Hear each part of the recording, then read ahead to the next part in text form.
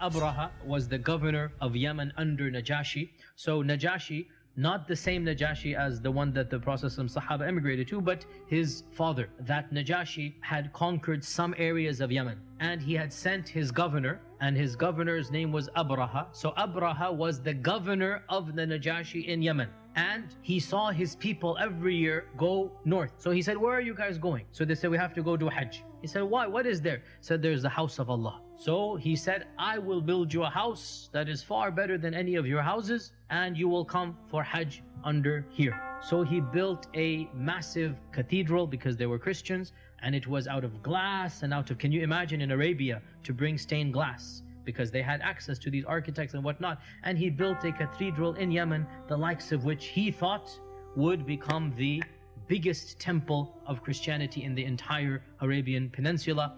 And he then said, all of you have to come over here rather than going to up north to the Ka'bah. And when one of the Bedouins heard this, he went there, but he went there to relieve himself, number one and number two. And he went there and he did that. And he became so angry, Abraha, that he said, as revenge, I will destroy this house, so people must come to my house. And that is why he gathered together his army. And of course, because they were from Abyssinia, so they had elephants. Otherwise, elephants did not live in the Arabian Peninsula as natural beasts over there. But because he was from Africa, so he had a group of African elephants. And of course, the people of Africa had trained the elephants to be instruments of war.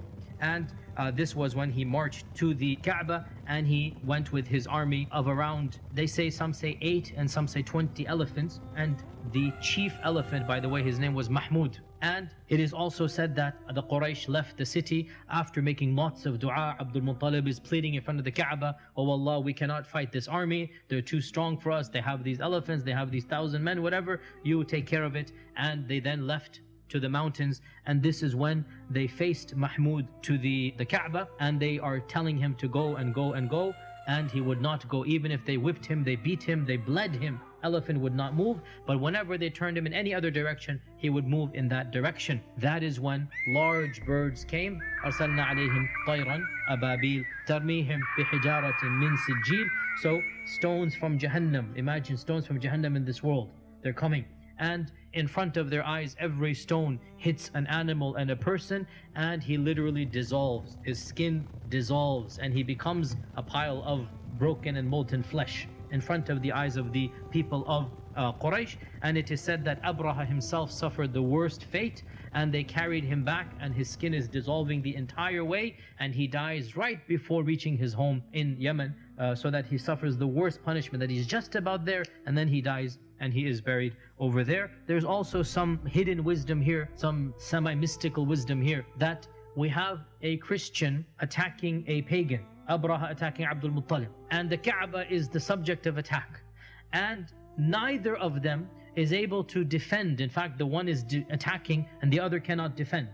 And Allah defends the Haram. And who was living in the Haram at the time? Amina, and she must have been pregnant with our Prophet ﷺ. So quite literally, because he's born in the same year, a few months later, so this means Amina, when the incident of Fil takes place, our Prophet ﷺ is literally in the womb of Amina. So there's a huge symbolism here, that Allah Himself protects not just the Ka'bah, but what else? Our Prophet ﷺ. And it is as if to indicate that the mushrikun could not protect the Ka'bah. They're not worthy of the Ka'bah. So Allah subhanahu wa ta'ala destroyed those who attempted to harm it, because there will come now somebody who will be worthy of the Ka'bah. The Quraysh have not been worthy to the level they deserve. So somebody will now come, and that is our Prophet ﷺ, who purified it of its idols, who made it the Qibla, and who returned it to the glory that it was, and that is the initial house that Ibrahim ﷺ built.